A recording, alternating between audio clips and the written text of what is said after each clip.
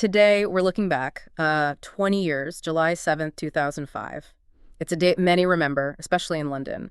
But we're going beyond just remembering. We're digging into the sources you've brought, looking at the messages of unity, of resilience that came out of the 77 attacks, the core mission here. To understand how communities react to tragedy, how shared values hold up based on what leaders and commentators have said. It's kind of a paradox, isn't it? It really is. An event designed to break society apart, but instead it seems to have, well, reinforce a sense of togetherness. It shows something powerful about community spirit, how it can endure, maybe even get stronger. Exactly. And to understand that strength, we need to face the facts of that day first, July 7th, 2005. Yes, 4 coordinated suicide bombings. It's important to remember they were carried out by domestic Islamist extremists. Targeting London's public transport.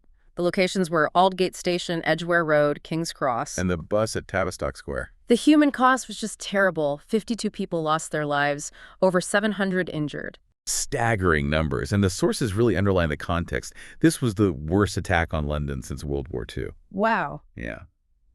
Yvette Cooper, who was Home Secretary then, called them Britain's darkest days. You can feel the weight of that description. The shock was immense. Absolutely.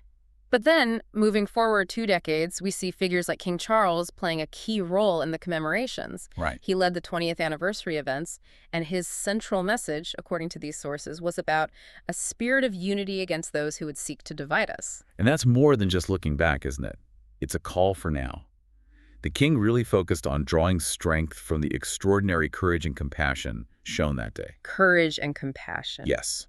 He specifically mentioned the selfless bravery, emergency services, transport workers, ordinary people just rushing in to help strangers. It wasn't just officials, it was everyone. That really paints a picture. It does. And the BBC reporting you found highlights this too, how 77 brought home the need for building a society where people of all faiths and backgrounds can live together with mutual respect and understanding.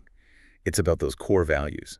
That idea of standing together, that solidarity, it's echoed strongly by the current Prime Minister, Keir Starmer. He said, we stood together then, and we stand together now against hate and for the values that define us of freedom, democracy, and the rule of law.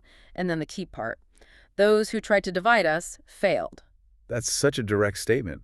They failed. It really is. And it gets to the heart of it. The attacks were meant to create division, fear, suspicion. But looking at these statements, the argument is the opposite happened. Right. It solidified something instead. Exactly. It reinforced a collective identity, that British resilience. The very thing the attackers wanted to destroy became, in a way, stronger. Which leads to a question for you listening. How does seeing this kind of unity, this pushback against terror, maybe change how you think about what makes a society strong? So wrapping this up, the 20th anniversary isn't just about mourning, though that's vital.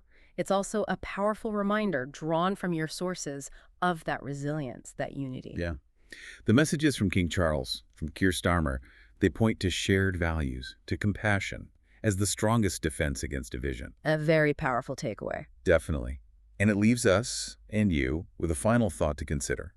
Leaders can set a tone, absolutely.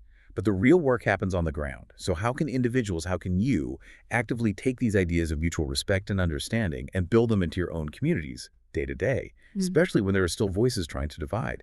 How do we make sure that spirit of unity always wins out?